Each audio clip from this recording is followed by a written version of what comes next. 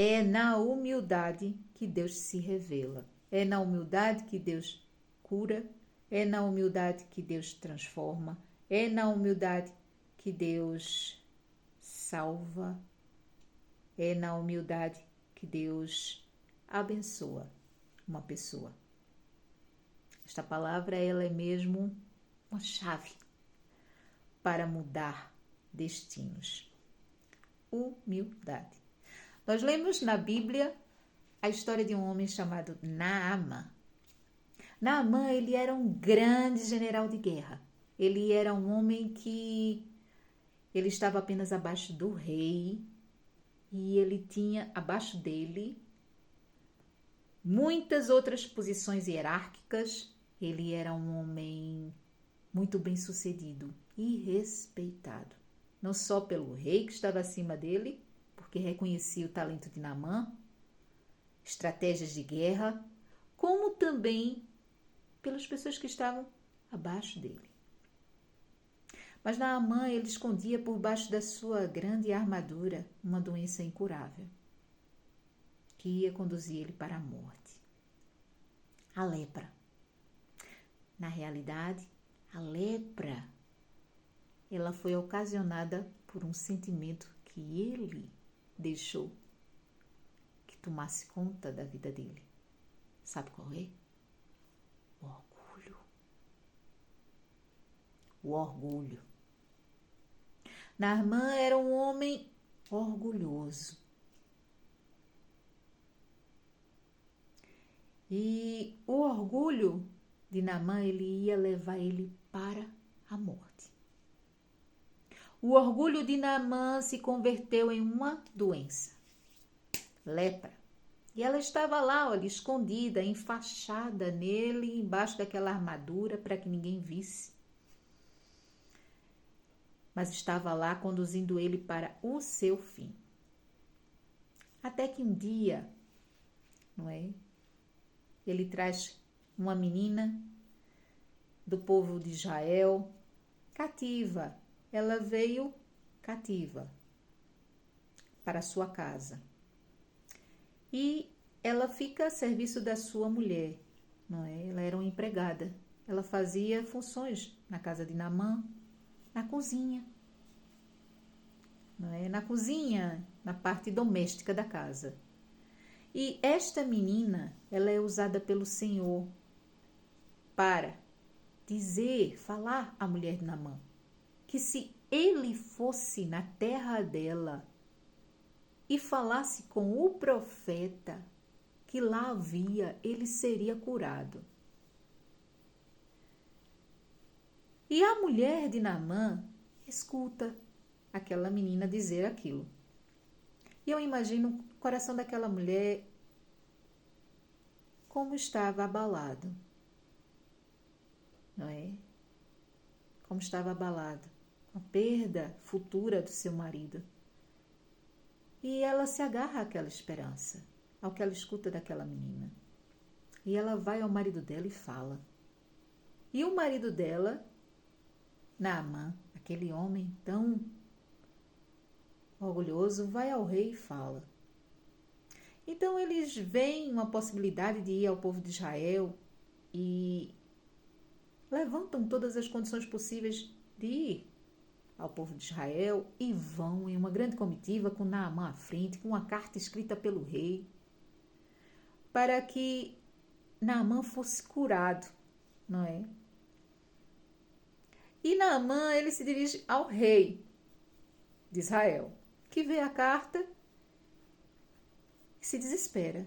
Mas eu não tenho poder de cura, eu não tenho como curar esse homem. E ele fica até a pensar que aquilo era uma estratégia para contender com eles, não é? Para levantar um problema, uma confusão. Porque ele não tinha poder de curar ninguém. Então o profeta Eliseu diz a ele, então mande para mim. Mande este homem para mim. E o rei de Israel envia Naamã para o profeta. Então Naamã sai do rei, ao qual o reino que ele servia, vai para um outro rei. Mas ali tem que ir para o profeta. Então Naamã pega a sua comitiva, vamos para a tenda do profeta. Quando chega na frente da tenda do profeta, com toda a sua comitiva, que deveria ser muito grande. Ele era um grande homem, então era uma grande comitiva. E tinha muitos presentes. Na frente da tenda do profeta, não é? E ele espera que saia dali um grande profeta, com tapete vermelho, e com toda a pompa e raios do céu, e toda a luz da ribalta, e que coloque a mão nele, e que um grande rastro de luz aconteça, e ele seja iluminado e curado, e ele monte no cavalo dele a todos os galopes e volte são e salvo. Mas nada disso acontece. Naamã para na frente da tenda do profeta, e o profeta nem sequer vai lá falar com ele, manda um empregado. Orientação do Senhor. Então Naamã olha aquilo e diz: eu saí do meu rei. Começa a pensar, vamos fazer a cena na cabeça de Naamã. Eu saí da presença do meu rei, eu que sou uma pessoa importante e atarefada. Vim à presença do outro rei, chego lá, manda-me para a tenda do profeta, que nem sequer vem falar comigo, manda um empregado. E o que o empregado disse para Naamã? Vá ao Jordão, ao rio Jordão, e lá você mergulha 7 vezes na água do rio, que você ficará curado. Então Naamã diz: olha, quer saber? Eu vou me embora. Porque o orgulho falou mais alto. Porque o orgulho falou mais alto. O orgulho fala mais alto muitas vezes em você e em mim. O orgulho fala tão alto em certas pessoas que elas caminham para a morte e continuam caminhando por causa do orgulho. Enquanto que outras entendem que o orgulho é nada, não vai levar a lugar nenhum. Não é aprendizado e não vai te trazer paz, nem vai melhorar a sua situação em nada. Então o filho de Naamã, a palavra do Senhor nos diz que o filho de Naamã diz: pai, então, se esse homem disse que só precisa fazer isso, por que o Senhor não faz? O Senhor vai ficar curado? Isso é que importa. Se ele dissesse para o Senhor fazer uma coisa grandiosa, esplendorosa, o Senhor faria? E Naamã ainda diz que na terra dele havia rios melhores. Com certeza havia rios melhores. Mas era a lama do Jordão que ia curá-lo. Era a lama do Jordão que tinha as substâncias necessárias para regenerar a sua pele. Era a lama do Jordão que estava abençoada. Não era o rio purificado da sua terra com a água cristalina. Vendo os peixinhos. Era a lama do Jordão. Muitas vezes Deus nos coloca em situações em que nós temos que nos sujeitar, abaixar nossa cabeça e dizer: sim, Senhor, eu vou obedecer. Se o Senhor está dizendo que é para o meu bem, eu vou obedecer. Eu vou me sujeitar, porque o Senhor me ama. Eu sei que a sua vontade é boa, agradável e perfeita na minha vida. E o Senhor não faz nada para o meu mal. Eu confio em Ti. Então Naamã foi, mergulhou 1, mergulhou 2, mergulhou 3, mergulhou 4, mergulhou 5, mergulhou 6 e mergulhou 7. Na 7ª vez.